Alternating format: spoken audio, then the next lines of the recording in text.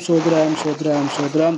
பரிசுத்தமாக நல்ல பிதாவே, நல்ல வேலையில் ஆண்டவரேப்பா, இம்மட்டும் நீர் எங்களுக்கு இடைப்பட்டதுக்கு அண்டு சொல்கிறோம் ஆண்டவரேப்பா. சோத்ரம் ஐயா, இந்த நாளிலேயுமே ஆராதிக்க தொழுதுகொள்ள நீர் எங்களுக்கு கொடுத்த நல்ல தருணங்களுக்காக நன்றி சொல்கிறோம் ஐயா. ஆண்டவரே, பாடல் பாடி ஆராதிக்க, சங்கீதத்தை நாங்கள் தியானம் செய்ய, ஆண்டவரே, ஒரு சில ஜப குறிப்பிற்காக ஜெபிக்க, ஆண்டவரே, சாட்சிக்காக ஆண்டவரே ஜெபிக்க எங்களுக்கு பாராட்டின கிருபைகளுக்காக நன்றி சொல்கிறோம் ஐயா. தொடர்ந்து ஆராதனை பொறுப்படுத்துகிறீராக ஆண்டவரே, எல்லா தடையிலையும் மாற்றி போடுங்க ஆண்டவரே. நாங்கள் கேட்கிறவாய் மாத்திரமல்ல ஆண்டவரே, வசனத்தை வாசித்து அதன்படி நடக்கிறவர்களாயும் கூட நாங்கள் காணப்பட தேவன் எங்களுக்கு இரக்கம் பாராட்டுமா செபிக்கிறோம் ஐயா. தொடர்ந்து எங்களை தாழ்த்தினுடைய கருத்திலே கொடுக்கிறோம், பொறுப்படுத்துகிறோம். இயேசு நாமத்தில் செபிக்கிறோம் நல்ல பிதாவே. அல்லேலூயா, அல்லேலூயா. நாம் தொடர்ந்து தியானிக்கு வேத பகுதிக்கு நேராக நாம் போகலாம். லாஸ்ட் வீக் என்ன பார்த்தோம்? என்ன தலைப்பில் பார்த்துட்டு வரோம்?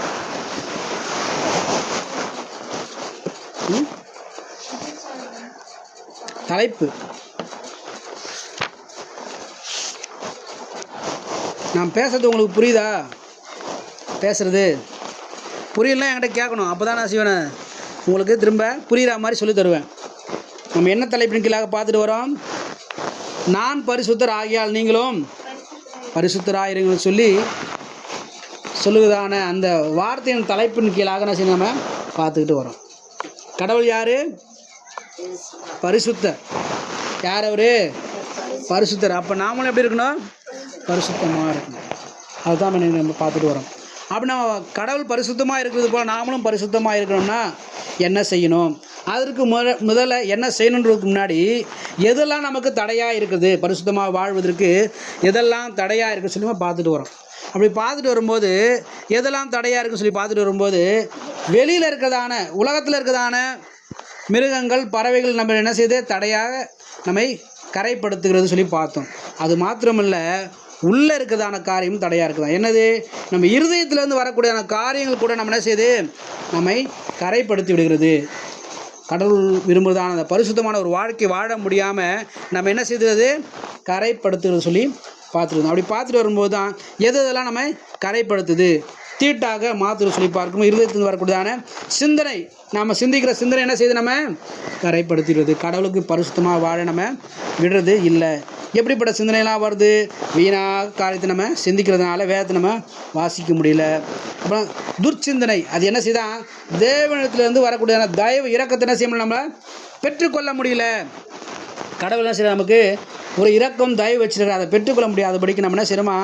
தேவையில்லாத காரியங்களை சிந்திக்கிறோம். சிந்தனை நமக்கு என்ன செய்யறதுக்கு தடையாக இருக்குது. நாம் பரிசுத்தமாக வாழ்வதற்கு கரைப்படுத்தக்கூடியதான கிரியை என்ன செய்து நம்முடைய சிந்தனை கொண்டு வருது சொல்லி பார்த்தோம். வீணான சிந்தனை, துர்ச்சிந்தனை, தகாத சிந்தனை, தேவையில்லாத அவசியமில்லாத இதெல்லாம் சிந்திக்க வேண்டியது இல்லை. தகுதிக்கு மிந்தி சிந்திக்கக்கூடியதான காரியங்களை கொண்டு வருவதான சிந்தனை, இதெல்லாம் என்ன செய்தால் நம்ம இருதயத்தை கரைப்படுத்துகிறது. ஆண்டவர் சொல்கிறாரு, மனுஷனுடைய இருதயத்தின் தோற்ற நினைவுலாம் எப்படி இருக்கான்? நித்தம் பொல்லாததாக இருக்குது. அது எப்படி இருக்குது? சின்ன வயசுலேருந்து எப்படி தான் இருக்குது? மோசமானதாக தான் இருக்குது சொல்லி இந்த சிந்தனை கொடுத்துருப்பாங்க. அது மாத்திரமில்லை, சிந்தனை மாத்திரம் நமக்கு அது தடையை கொண்டு வரல. ரெண்டாவது என்ன செய்யுது? விபச்சாரம், வேசித்தனம், இதுவும் என்ன செய்தால் நமக்கு தடையாக வருது. நம்ம இருதயத்துலேருந்து வருது. என்ன வருது? எங்கேருந்து வருது? அது இருதயத்துலேருந்து வந்து மனுஷனை கரைப்படுத்துது சொல்லி பார்த்தோம். அதில் பார்க்கும்போது விபச்சாரம் உயிரை வேட்டையாடும், விபச்சாரம் ஆத்மாவை கொல்லும், விபச்சாரம் உலகத்துக்கு ஒத்து போக வைக்கும். உலகத்தோடு கூட என்ன செய்யுமா? ஒத்து போகும். இல்லை உலக மக்களை போல வாழணும்னு சொல்லி ஆசை உண்டு பண்ணும். என்னது? விபச்சாரம். அப்புறம் விபச்சாரம் நியாயப்பிரமாணத்தை மீறத்துக்கு அது தூண்டும். நியாயப்பிரமாணம்லாம் ரொம்ப முக்கியம் கிடையாதுன்னு சொல்கிற அளவுக்கு அது விபச்சாரம் நம்மை வழிநடத்தும். விபச்சாரம் நம்முடைய கண்களை கூடாக்கும், இச்சையை தூண்டிவிடும், வேசி மார்க்கத்தை பின்பற்றும்படிக்கு என்ன செய்யும்? அது செய்யும். விபச்சாரம் நம்முடைய கண் மயக்கமடைய செய்யும். அருவருப்பான காரியத்தை செய்கிறதுக்கு என்ன செய்யும்? நம்மை தூண்டுன்னு சொல்லி நம்ம பார்த்தோம். இதெல்லாம் எங்கேருந்து வருது? இருதயத்துலேருந்து வருது. எங்கேருந்து வருது? இருதயத்துலேருந்து வருது. சிந்தனை, விபச்சாரம், வேசித்தனம், இதெல்லாம் எங்கேருந்து வருது? இருதயத்துலேருந்து. அதுக்கப்புறம் இருதயத்தில் இன்னொன்று வருது. என்னது? கொலை பாதகம். அதுதான் போன வாரம் பார்த்தோம். என்ன வந்தது? கொலை பாதகம் இருதயத்துலேருந்து வந்து என்ன செய்ய நம்மளை கரைப்படுத்துது. என்னென்னு கொலை பாதகம்? கூட பிறந்தவங்கள, உடன் பிறந்தவங்கள நேசிக்க விடாமல் செய்யுது, சகோதரனை சிநேகிக்க விடாமல் செய்கிறது. அது என்னது? கொலைபாதகம். அது எங்கேருந்து தான் வருதான்?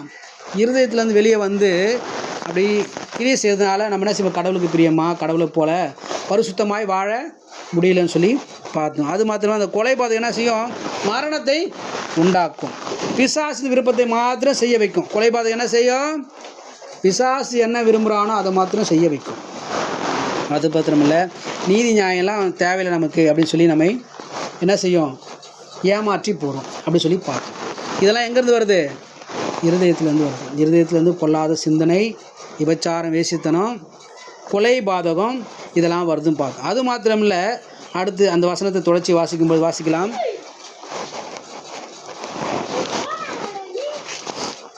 மார்க்கு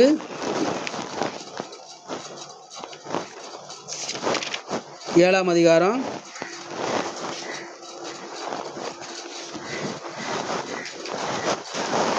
22ஆம் வசனம் தொடர்ந்து வாசிக்கும் பொழுது என்ன வருது, இல்லை இருதயத்திலிருந்து 7ஆம் அதிகாரம் 22ஆம் வசனம்.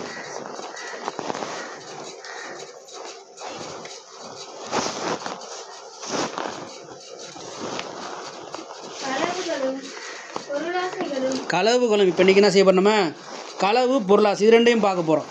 நம்முடைய வாழ்க்கையில் நாம் பரிசுத்தமாய் வாழ முடியாதபடிக்கு நம்மை கரப்படுத்தக்கூடியதான, இருதயத்தில் வெளியே வரக்கூடியதான காரியங்களை குறித்து இன்றைக்கி பார்க்கும்பொழுது என்ன தலைப்பில் பார்க்குறோம், களவு, பொருளாசை. அல்லேலூயா. கவனிக்கணும். உங்களுக்கு புரியலனா என்கிட்ட கேட்கணும். என்ன செய்யணும், இது எனக்கு புரியல அப்படின்னு கேட்கணும். களவுனா என்னது, திருடுறது. அப்புறம்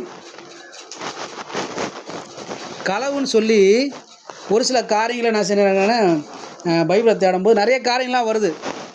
உதாரணமாக கூகுளில் போயிட்டு நீங்கள் களவுன்னு சொல்லி போட்டால் அதில் வேறு மாதிரி காட்டுது. களவுக்கு, அதாவது அந்த களவுன்ற வார்த்தைக்கு நிறைய அர்த்தங்கள் இருக்கிறது. அதெல்லாம் எங்கேருந்தா வருதான், இருதயத்துலேருந்து வருது. அந்த களவு எங்கேருந்து வருது, இருதயத்துலேருந்து வருது. முதலாவது பார்க்கும்போது குடும்ப கட்டுப்பாட்டை மீறுவது. குடும்பத்தில் கண்ட்ரோல் பண்ணி வைப்பாங்க இல்லையா, இதை செய்யக்கூடாது இதெல்லாம் செய்யலான்னு சொல்லி, அதை முதல்ல என்ன செய்யுது, மீறுது. அப்பா அம்மா சொல்கிறத கேட்க விடாமல் ஏமாத்திரம் இல்லையா, அதுக்கு பேர் என்னது, களவு. கட்டுப்பாட்டை மீறுறது தான் என்ன செய்யுது, கட்டுப்பாட்டை மீறுறது. அப்பா அம்மா என்ன சொல்லுவாங்க, 6 மணிக்கு வீட்டுக்கு வந்துடணும். எங்கே போய் விளையாடினாலும் சரி, எத்தனை மணிக்கு வந்துடணும் வீட்டுக்கு, 6 மணிக்கு வீட்டுக்கு வந்துடணும் அப்படின்னு சொல்லுவாங்க. ஆனால் என்ன செய்வாங்க இவங்க, ஏமாற்றுவாங்க. என்ன செய்வாங்க, ஏமாற்றுவாங்க. 6 மணிக்கு வராமல் என்ன செய்வாங்க, கொஞ்சம் லேட்டாக வர்றது. அதெல்லாம் நான் செஞ்சுருக்கிறேன். என் வாலிப வயசில் நான் செஞ்சுருக்கிறேன். வீட்டில் சொல்லுவாங்க, என்ன செய்யக்கூடாது, நீ லேட்டாக வரக்கூடாது சொல்லுவாங்க. நான் வீட்டுக்கு வர்றது 12 மணிக்கு தான் வருவேன். நைட்டு எல்லோரும் தூங்கினதுக்கப்புறம் பொறுமையாக வந்து கதவை திறந்து உள்ளே வருவேன். வீட்டுக்குன்னு ஒரு இது கட்டுப்பாடு வச்சுருப்பாங்க. என்ன செஞ்சுருப்பாங்க, கட்டுப்பாடு வச்சுருப்பாங்க. அதை மீறணும். அதை மீறுறது என்னது, களவு. யாருக்கும் தெரியாமல் செய்கிறோம் பார்த்தீங்களா, யாருக்கும் தெரியாமல் செய்கிறது. இதை செய்யக்கூடாதுன்னு சொல்லிட்டு போவாங்க அம்மா, ஆனால் அதை என்ன செய்கிறது, செய்கிறது. எங்கள் வீட்டில் கரண்ட் வந்த புதுசில் இந்த ஒயர்லாம் நானே கரண்ட் எல்லாம் செய்வேன். அப்போ இந்த ஒயர்லாம் வந்து என்ன செய்வாங்க, ஓலை வீடு இருந்ததுனால, இப்போ நிறைய மெத்த வீடு இருக்குது, ஓலை வீடு இருந்ததுனால அந்த ஒயர் என்ன செய்வோம், இழுத்து அதில் பல்பு மாட்டி லைட் எரிய வைப்போம். அப்படி ஏதோ ஒரு இடத்துல எக்ஸ்ட்ரா என்ன செஞ்சுருக்கு, ஒயர் தொங்குது, பல்ப் இல்லாமல் ஒயர் தொங்கு. அந்த ஒயரில் கரண்ட்டாக வரப்போது இப்போ இழுத்து சாக்கடிச்சிது. ஆனால் சொல்லியிருந்தாங்க என்ன செய்யக்கூடாது, கரண்ட் ஒயரில் கை வைக்கூடாது சொல்லியிருந்தாங்க. ஆனால் அனுபவிச்சது யார், நான் தான் கை வச்சேன். இதை செய்யக்கூடாதுன்னு சொல்லுவாங்க, அதை என்ன செய்வேன், செஞ்சிடுவேன். வீட்டில் அப்பா அம்மா சொல்கிறத கேட்கக்கூடாதுன்னு ஒரு தீர்மானம் எடுக்கிறது என்னது, களவு. ஏமாத்துறது களவு. வீட்டுக்குன்னு ஒரு கட்டுப்பாடு வச்சுருப்பாங்க, இத்தனை மணி தான் வரணும், இதை தான் சாப்பிட்ணும், பெரியவங்க இருக்கிற அவங்களும் சாப்பிட்ணுன்னு சொல்லி ஒரு சிலர் செஞ்சு வச்சுருப்பாங்க. பெரியவங்க முன்னாடி என்ன செய்யக்கூடாது, அவமரியாதையாக நடக்கக்கூடாது, பெரியவங்களுக்கு மரியாதை தரணும்னு சொல்லியிருப்பாங்க. சொந்தக்காரங்களுக்கு மரியாதை தரணும், அன்பாக பேசணும், ஒழுக்கமாக பேசணும் சொல்லியிருப்பாங்க. ஆனால் வீட்டில் சொல்கிற காரியத்தை கேட்காம இஷ்டத்துக்கு என்ன செய்யுது, நடக்குது. அது என்னது, இது களவு, ஏமாத்து. அதெல்லாம் எங்கேருந்தா வருது, இருதயத்துலேருந்து வருது. இருதயத்துலேருந்து என்ன செய்யுது, வருது. ரெண்டாவதாக வீட்டில் ஒரு கட்டுப்பாடு வச்சுருக்காங்க இல்லையா, அது இன்னொன்று என்னென்னாக்கா, ரெண்டாவது காரியம் காதல் வயப்படுவது, ரகசியமாக சந்திப்பது. அப்போ என்ன செய்வாங்க, பொம்பளை பசங்கிட்ட நீ பேசக்கூடாது, இந்த வயசில் என்ன செய்யக்கூடாது, பொம்பளை பசங்க ஃப்ரெண்ட்ஷிப் வச்சுக்கூடாது, ஆம்பளை பசங்க கூட ஃப்ரெண்ட்ஷிப் வச்சுக்கூடாதுன்னு வீட்டில் சொல்லுவாங்க. சொல்ல மாட்டாங்களா, எங்கள் வீட்டிலாம் சொல்லியிருக்கிறாங்க. எங்கள் வீட்டிலாம் சொல்லியிருக்கிறாங்க.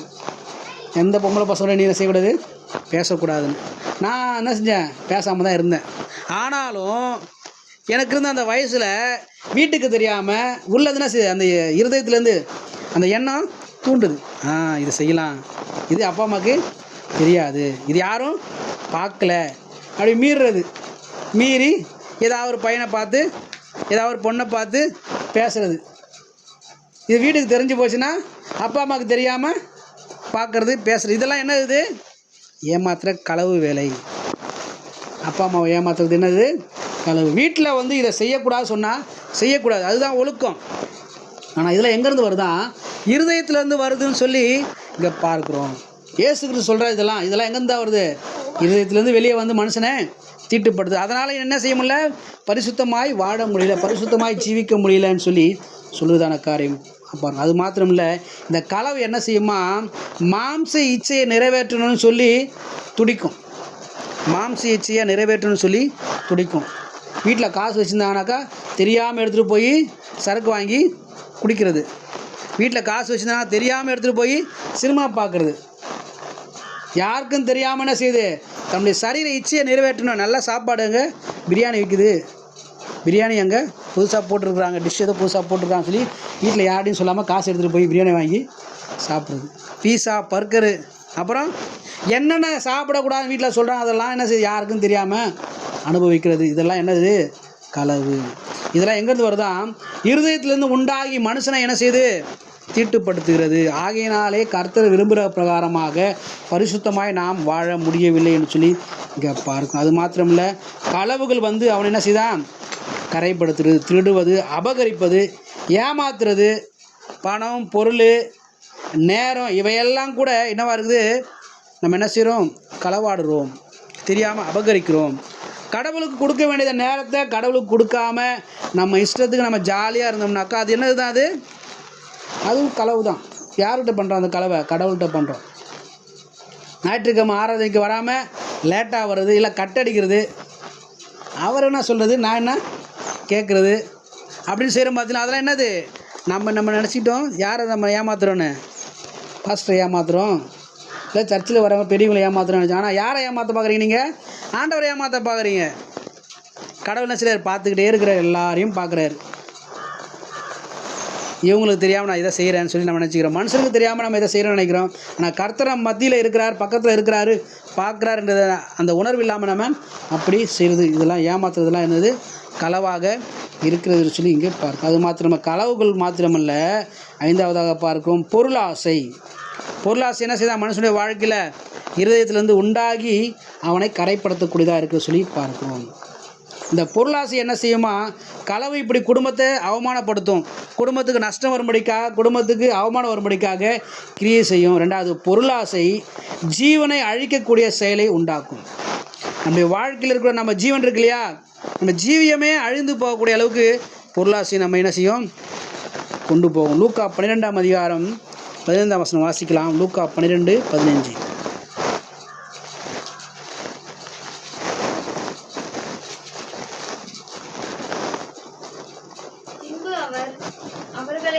அவர்களை நோக்கி பொருளாசை குறித்து எச்சரிக்கையாயிருங்கள். அல்லேலூயா. என்ன சொல்றாரு இப்போ அவரு, பொருள் ஆசையை குறித்து நம்ம நிறைய காரியங்களை வந்து என்ன செய்கிறோம், ஆசைப்படுறோம். ஆனால் ஆண்டவர் சொல்கிறாரு பொருள் ஆசையை குறித்து எச்சரிக்கையாய் இருங்கள். ஏன்னா வாசிமா, எவ்வளவு திரளான ஆஸ்தி இருந்தாலும் அது அவனுக்கு ஜீவன் கிடையாது. எவ்வளவு வசதிகள் இருந்தாலும், பணங்கள் இருந்தாலும், செல்வாக்குகள், சொத்துக்கள் இருந்தாலும் ஜீவனுக்கு ஈடாக அது ஆகாது. நிறைய கோடியாக பணம் வச்சுருந்தாலும் நமக்கு உடம்பு முடியல சொல்லி ஹாஸ்பிட்டலில் போயிட்டு எவ்வளோ தான் ட்ரீட்மெண்ட் பண்ணாலும் நம்ம ஜீவனை காப்பாற்றக்கூடியது யார் தான், கடைசியில் டாக்டர் சொல்லுவாங்க கடவுள் தான் இதுக்கு மேலே காப்பாற்றணும். நீங்கள் என்ன செஞ்சீங்க, உங்கள் கடவுளை வேண்டிக்குங்க அப்படின்னு சொல்லிடுவாங்க. இப்போ இன்றைக்கி அநேக நேரங்கள் நம்ம என்ன செய்கிறோம், நமக்கு இருக்கிற ஆசை என்ன வருது, எல்லாரும் மாதிரி நாமளும் என்ன செய்யணும், பொருள் சேகரிக்கணும், நிறைய பணம் சம்பாதிச்சு என்ன செய்யணும், வீடு முழுக்க பொருளை சேர்த்து வைக்கணும். இப்போ ஒரு ஆசையினால், அந்த மோகத்தினால நம்முடைய ஜீவனை நாம் இழந்து போகிறோம். ஜீவனுக்கு ஈடாக எந்த ஒரு பொருளையும் நம்ம என்ன செய்ய முடியாது, வைக்கவே முடியாது. அப்படிப்பட்டதான ஒரு ஆசை, பொருளாசை. மற்றவங்கள மாதிரியே எல்லாருக்கும் என்ன கிடையாதுன்னா, நம்ம மாதிரியே நம்ம வாழணும்னு சொல்லி ஆசை கிடையாது, விருப்பம் கிடையாது. நான் என்ன மாதிரியே வாழணும் அப்படின்னு விருப்பம் இல்லை. மற்றவங்கள மாதிரி நான் வாழணும். என்ன செய்யணும்? மற்றவங்கள மாதிரி நான் அவங்கள மாதிரியே நான் என்ன செய்யணும்? அழகாக ட்ரெஸ் பண்ணணும். அவங்கள மாதிரியே நான் கார் வாங்கணும். அவங்கள மாதிரி நான் பைக் வாங்கணும். அவங்கள மாதிரி நான் வீடு கட்டணும். அவங்கள மாதிரி எனக்கு வேலையும் கிடைக்கணும் சொல்லி நம்ம சரி மற்றவங்கள மாதிரியே வாழ்கிறதுக்கு, மற்றவங்கள மாதிரியே நம்மளுடைய வாழ்க்கையை மாற்றிக்கொள்வதற்கு முயற்சி பண்ணுறதுனால நம்ம என்ன செய்யணும்? அநேக நேரங்கள் தோற்று போயிடும். ஆகையினால தான் நமக்கு என்ன செய்யுது? இதுக்கெலாம் பணம் தேவை, இதுக்கெலாம் பொருள் தேவைன்னு சொல்லி ஆசைப்பட்டு பொருட்கள் மேலே ஆசைப்பட்டு நம்மளுடைய ஜீவனை நாம் இழந்து போகிறோம். நஷ்டத்தில் நம்ம செஞ்சிடறோம், அழிவுக்கு நேரம் நம்மளுடைய ஜீவன் போயிடுது. பணம்னு உழைச்சி கடைசியில் நம்முடைய சரீரத்தை பார்க்காம விட்டுறோம். அப்படி பண்ணுறதுனா என்ன ஆயிடுது? நமக்கு நஷ்டம் உண்டாகுது. வசனம் சொல்கிற பிரகாரம் ஆண்டவர் சொல்கிறாரு, பொருளாசை குறித்து எச்சரிக்கை ஆயிருங்கள். ஏனென்றால் எவ்வளவு திரளான ஆஸ்தி இருந்தாலும் அது அவனுக்கு என்னவாது? ஜீவனுக்கு ஈடாக மாறாது. ஆகினால் அப்படிப்பட்டதான பொருளாசை குறித்து எச்சரிக்கை ஆக்க வேண்டும். நம்ம இருதயத்திலே அப்படிப்பட்டதான பொருளாசை உண்டு பண்ணி பிசாசு என்ன செஞ்சிடுவான்? கரைப்படுத்தி விடுவான். அல்லேலூயா. ஆகிய நம்முடைய வாழ்க்கையிலே ஒரு நாளும் பொருளாசை உள்ளவர்களாமல் இருக்கக்கூடாது. பொருளாசை உள்ளவர்களாக இருப்போம்னு சொன்னால் நம்ம பரிசுத்தமாக ஜீவிக்க முடியாது. கர்த்தர் சொன்ன பிரகாரமாக நான் பரிசுத்தர் ஆகியால் நீங்களும் பரிசுத்தராக சொன்னார் இல்லையா? அந்த தெய்வம் சொன்னது போல் நம்ம பரிசுத்தமாய் வாழவே முடியாது. பேருக்கு வேணால் என்ன செய்யலாம்? வீடு நிறையா பொருட்கள் வச்சுருக்கலாம், வெளியில் 2 காருக்கு 3 காருக்கு நிறுத்தி வைக்கலாம், நல்ல செல்வாக்கு பணம் இருக்கலாம், மற்றவங்க பார்க்கும்போது என்ன செய்யலாம்? பெரிய மதிப்புள்ளவர்களாக நம்ம காணப்படலாம்.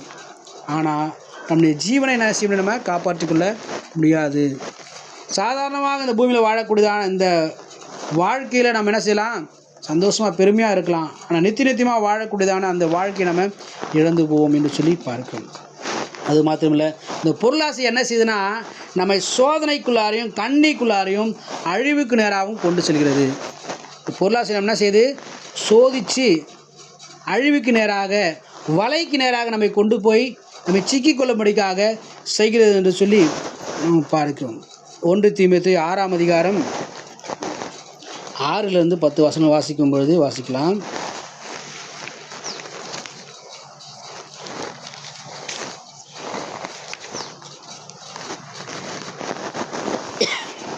ஒன்று தீமோத்தேயு 6ஆம் அதிகாரம் 6, 7, 8, 9, 10 வசனங்களை வாசிக்கும் பொழுது இப்படியாக போடப்பட்டிருக்கிறது. மிகுந்த ஆதாயம். என்னது? போதும் என்கிற மனதனோட கூடிய தேவ பக்தியே மிகுந்த ஆதாயம். எவ்வளவுதான் நமக்கு சாப்பாடு தட்டில் வச்சுருந்தாலும் நம்மளால் எந்த அளவுக்கு சாப்பிட முடியுமோ அவ்வளோதான் சாப்பிட முடியும். நம்மளால் எந்த அளவுக்கு சாப்பிட முடியுமோ அவ்வளோதான். அதிகமாக சாப்பிட்ணுன்னு ஆசைப்பட்டாலும் என்ன செய்யாதுக்குள்ள போகாது. அதுபோல் நமக்கு போதும் அப்படின்னு திருப்தியாக இருந்தோம் சொன்னால் நம்ம என்ன செஞ்சிடலாம்? ஆதாயப்படுத்தி கொள்ளலாம். இதுதான் வசனம். அதை எப்படி சொல்லுதுன்னா, போதும் என்கிற மனது தேவ பக்திக்குரியதாக இருக்குது. இது எனக்கு போதும், கர்த்தர் எனக்கு கொடுத்துருக்கிறதான இந்த தருணம் போதும், இந்த சாப்பாடு, இந்த வருமானம், இந்த பெற்றோர், இந்த ட்ரெஸ்ஸு, இந்த சூழ்நிலை எனக்கு போதும்னு சொல்லி நாம் இருப்போம் சொன்னால் அதுதான் என்னது? தேவ பக்தி. இன்றைக்கி அநேகர் என்ன செய்கிறாங்க? தேவ பக்தியினுடைய வேஷத்தை போட்டுக்கிட்டு அபகரிச்சுக்கிட்டே இருக்கிறாங்க. இன்னும் கொடு, இன்னும் வேணும் சொல்லி என்ன செய்கிறாங்க? கேட்டுகிட்டே இருக்காங்க. ஆனால் நமக்கு தெரியாமல் என்ன செஞ்சோம்? நம்ம தேவ பக்தியினுடைய வேஷத்தை தரிச்சுக்கிட்டு அது போல் இருக்கிறோம். ஆனால் வசனம் சொல்கிறது போதும் என்கிற மனதினுடைய கூடிய தேவ பக்தி. போதும் என்கிற மனசு இருக்குன்னு சொன்னால் நீங்கள் தேவ பக்தியில் ஒரு மனுஷனாக இருப்பீங்க. இல்லைனா நீங்கள் நீங்களே என்ன செய்வீங்க? ஏமாற்றி கொள்வீங்க. அது மாத்திரமில்லை, தொடர்ந்து வாசிக்கும்போது உலகத்திலே ஒன்றும் கொண்டு வந்ததும் இல்லை, ஒன்றும் கொண்டு போவதில்லை. நம்ம பூமிக்கு வரும்போது நம்ம சில எதையும் கொண்டு வரல. நம்ம மறித்து போகும்போது எதையும் என்ன செய்ய முடியாது? கொண்டு போகவும் முடியாது. அடுத்து சாப்பிட்றதுக்கு போடுறதுக்கு ட்ரெஸ்ஸு இருந்தாலே போதும். என்னது? சாப்பாடு இருந்தாலும் போட ட்ரெஸ் இருந்தாலே என்ன செய்யும்? போதும். அதை விட மீறி வேறு என்ன தேவை வருது நமக்கு? நம்ம அதுக்கு மீறி எக்ஸ்ட்ரா வேணும்னு நினைக்கிறோம். அதனால தான் நமக்கு என்ன கிடைக்குது? பிரச்சனைகள் உண்டாகுது. போதுன்ற மனசு வரமாட்டேங்குது. இன்னும் வேணும், எனக்கு இன்னும் வேணும். ஆண்டவர் நமக்கு அன்றண்டு சாப்பாடு தராரா? ஆகாரம் தராரா? நல்ல ட்ரெஸ் தந்திருக்கிறாரா? நல்ல பெற்றோர் தந்திருக்கிறாரா? நல்ல வீடு தந்திருக்கிறாரா? நல்ல சூழ்நிலை தந்திருக்கிறாரா? அதுக்கு நம்ம எப்படி இருக்கணும்? நன்றி உள்ள ஆண்டவரே, நீ தந்ததுக்கு நன்றி. நீ எனக்கு தந்ததான திருப்திக்கு நன்றி ஆண்டவரே, இது எனக்கு போதும் ஆண்டவரே. நீங்கள் அப்படி ஒரு அதில் உங்களுக்கு கிடைத்ததான அந்த சூழ்நிலையில் நீங்கள் திருப்தியாக இருப்பீங்க சொன்னால் அதுதான் என்னது உங்கள் வாழ்க்கையை நீங்கள் ஆதாயப்படுத்தி காப்பாற்றி கொள்வீங்க. வாசிக்கலாம் தொடர்ந்து. ஐஸ்வர்யவான்களாக பணக்காரனாக ஆகணும், என்னது நானும் பணக்காரனாக ஆகணும் அப்படின்னு விரும்புகிறவங்க அவங்களுக்கு நிறையா சோதனை வரும். வலை எனது எப்படி சறுக்கலாம், எப்படி பிடிக்கலாம், எப்படி அவனை ஏமாற்றலான்னு சொல்லி என்ன செய்வாங்க, நிறைய பேர் சூழ்ந்திருப்பாங்க. கண்ணிலும் மனுஷ கேட்டிலும் அழிவிலும் அமிழ்த்துகிறதான மதிகேடும் அவங்க என்ன செய்கிறாங்க, இப்போ நிறைய அவங்களுக்கு ப்ராப்ளம் வருது, நிறைய பிரச்சனைகள் வருது. அவங்க வாழ்க்கையில் என்ன வருது, நிறைய பிரச்சனைகள் போராட்டங்கள் வருது, சோதனை வருது. அவங்க பணக்காரன் ஆகணும்னு சொல்லி ஆசைப்பட்டதுனால அவங்களுக்கு சோதனை, அவங்களுக்கு கண்ணி வலை வருது. அது மாத்திரம் இல்லை, அநேக என்ன செய்வாங்க, அவங்கள ஏமாற்ற பார்ப்பாங்க. இப்போ நம்மக்கிட்ட இப்போ என்கிட்ட வந்து பணம் இருக்குதுன்னு தெரிஞ்சவொடனே என் கூட இருக்கிற ஃப்ரெண்ட்ஸ்லாம் என்ன செய்வாங்க, சேர்ந்து எப்படி அவங்ககிட்ட வந்து பணத்தை வாங்கலாம், கறக்கலாம் அப்படி சொல்லி யோசிப்பாங்க. இல்லை போகிற வர வழியில் என்கிட்ட பணத்தை அபகரிக்கிறதுக்கு பிடுங்கிறதுக்கு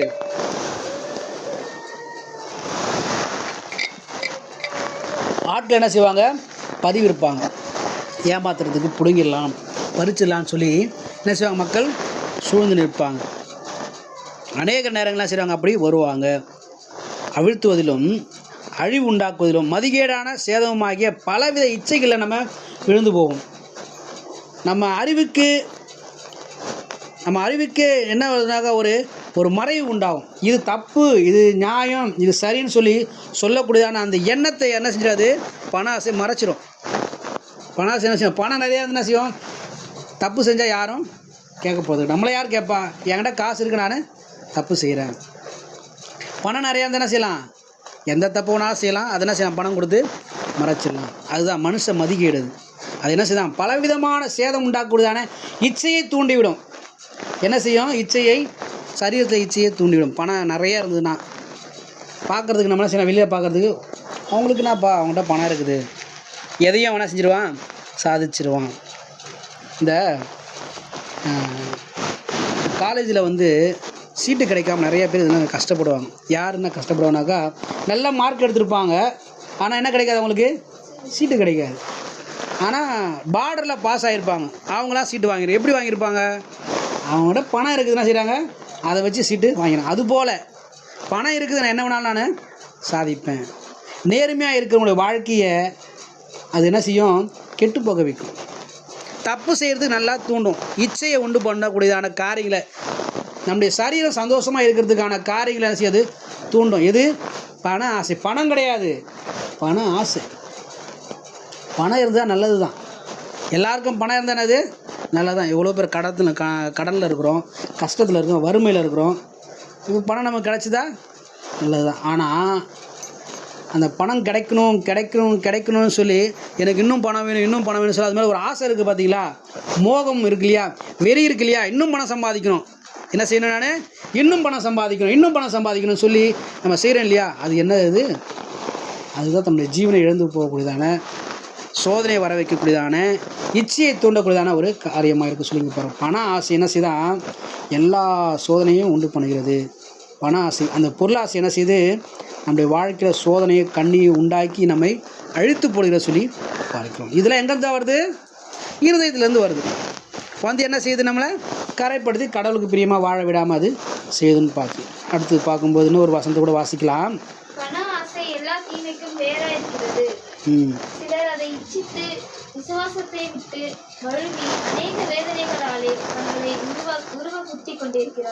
என்ன செய்தான், பண ஆசை என்ன செய்தான், எல்லா தீமைக்கும் காரணமாக இருக்குது. ஒரு தீமை ரெண்டு தீமை கிடையாது, எல்லா தீமைக்கும் எடுத்துதான் காரணம் பண ஆசை தான். பணம் கிடையாது, நல்லா புரிஞ்சுங்க. பணம் என்ன செய்யாது, ஒரு நாளும் நம்மளை பணம் வந்து அழிவுக்கு கொண்டு போகாது. ஆனால் பண ஆசை என்ன செய்யும், அழிவுக்கு நம்மை கொண்டு போகும். எல்லா தீமைக்கும் அது காரணமாக இருக்குது. அது நம்ம செய்ய நம்முடைய விசுவாசத்தை விட்டு வழுவி போக, கிறிஸ்தவங்களாக இருக்கிற நாமும் கூட கிறிஸ்தவலாக இல்லாதபடிக்கு பேருக்கு வாழும்படிக்கு, பேருக்கு கிறிஸ்தவனாக வாழும்படிக்கு இந்த பண ஆசை நம்மளை என்ன செய்யும்? தூண்டிவிடும், நம்மளை அழித்து விடும். விசுவாசத்தை விட்டே திரும்பி போகும்படிய அளவுக்கு, விசுவாசத்தை விட்டே வேற ஒரு வாழ்க்கை வாழும்படிக்கு பண ஆசை நம்மை கொண்டு போய்விடும் சொல்லி இங்கே பாருங்க. எல்லா வேதனைக்கும் அது என்னது காரணமாக இருக்குது சொல்லி பாருங்க. ஆகினாலே நம்ம வாழ்க்கையிலே பொருளாசை உள்ளவர்களாய் ஒரு நாளும் வாழாதபடிக்கு, பொருளாசையை கொண்டு வரக்கூடியதான இந்த பண ஆசை இல்லாதபடிக்கு வாழ நாம் முற்பட வேண்டும். அது நம்முடைய வாழ்க்கையிலே உண்டாகும் என்று சொன்னால் இருதயத்தை கரைப்படுத்தி கடவுள் விரும்புவதான அந்த பரிசுத்தமான ஒரு வாழ்க்கை வாழ அது விடாது. ஆகியனாலே கரைப்படுத்தக்கூடியதான இந்த பொருளாசையின் மீது நாம் மிக மிக கவனமுள்ளவர்களாக இருக்க வேண்டும். அது மாத்திரமில்லை, இந்த பொருளாசையானது எப்படிப்பட்டது சொல்லி ரோமர் 1:28-29 வாசிக்கிறோம். தேவனை அறிகிற அறிவை அறிய விடாது. ரோமர் 1:19 சாரி 29 28 29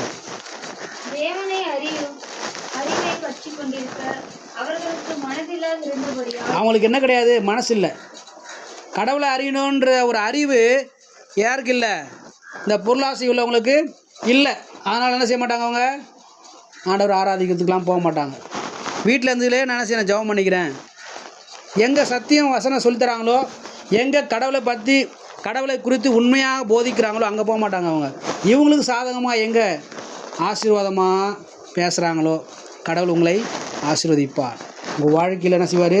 பெரிய ஆசீர்வாதத்தை தருவார். குடும்பத்தில் வறுமையே வராது, உங்கள் வாழ்க்கையில் பிரச்சனையே வராது, உங்களுக்கு நோய் நொடியே வராது. எங்கே சொல்கிறாலும் அங்கே போயிடுவாங்க. ஏன்? அவங்களுக்குள்ள என்ன இருக்குது? பண ஆசை இருக்குது. அதனால் கடவுளை குறித்து அறிகிறதான அறிவு அவங்களுக்கு இல்லை. அந்த அறிவு அவங்களுக்கு வேண்டான்னு சொல்லி ஒதுக்கி வச்சுறாங்க. கடவுளை குறித்து அறிந்து கொள்ள வேண்டிய பிரகாரமாக அறிய விரும்புகிறவங்கள மாத்திரம்தான் கர்த்தர் என்ன செய்வார்? ஆசீர்வதிப்பார். அவங்களோட வாழ்க்கையில் மட்டும்தான் பொருளாசை இல்லை. யாருடைய வாழ்க்கையில் பொருளாசை இல்லை? கர்த்தரை அறிய வேண்டிய பிரகாரமாக அறிகிறவங்களுக்கு மாத்திரம்தான் பொருளாசை இல்லை. அப்படி பொருளாசை இருக்கிறவங்க என்ன செய்ய மாட்டாங்க?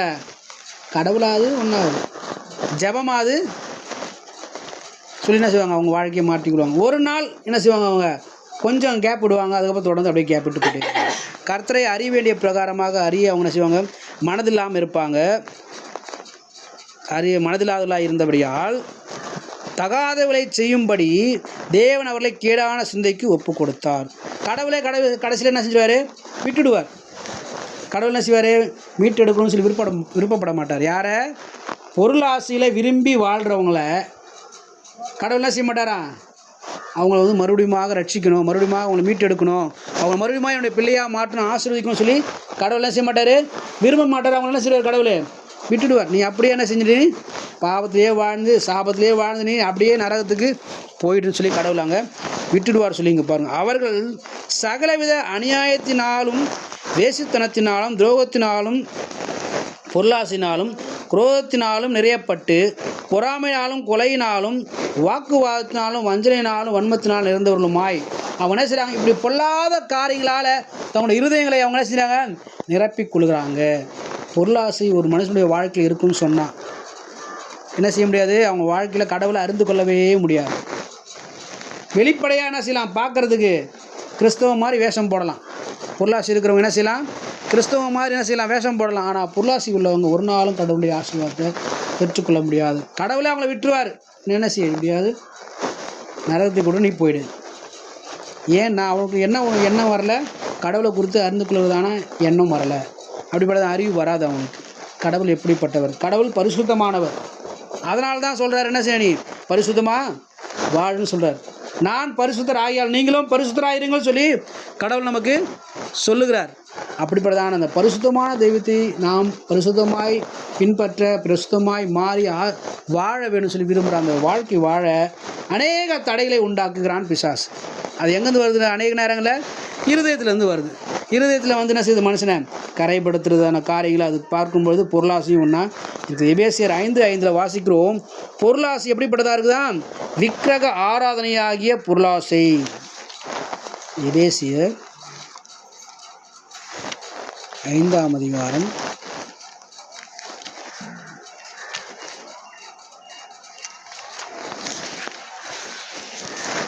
5வது வசனம். விபச்சாரக்காரனாவது, அசுத்தனாவது, விக்கிரக ஆராதனைக்காரனாகிய, பொருளாசைக்காரனாவது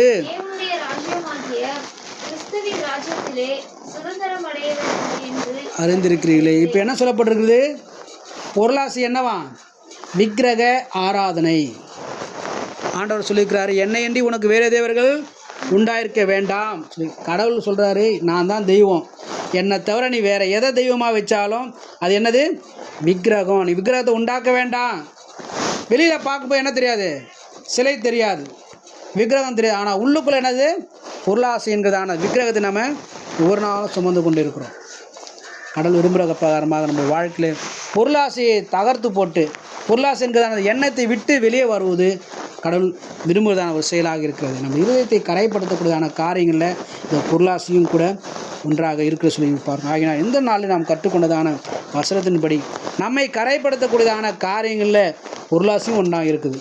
ஆகினால் அந்த பொருளாசையை நாம் நம்ம வாழ்க்கையை கொண்டு வராதபடிக்கு நாம் கடவுள் நமக்கு கொடுத்துருக்குதான அந்த பணம் போதும், நம்ம கொடுத்துருக்குதான சூழ்நிலை போதும், இந்த பொருள் போதுங்கிறதான ஒரு திருப்தியோடு கூட வாழும்படிக்காக நாமே கடவுளுடைய பார்வைக்கு முன்பாக கடவுளுடைய வாழ்க்கை நம்முடைய வாழ்க்கையில் உண்டாக, கடவுளுடைய கிரியை நம்முடைய வாழ்க்கையில் உண்டாகத்தக்கதாக நாமே விட்டுக் கொடுக்க வேண்டியதாக இருக்கிறது.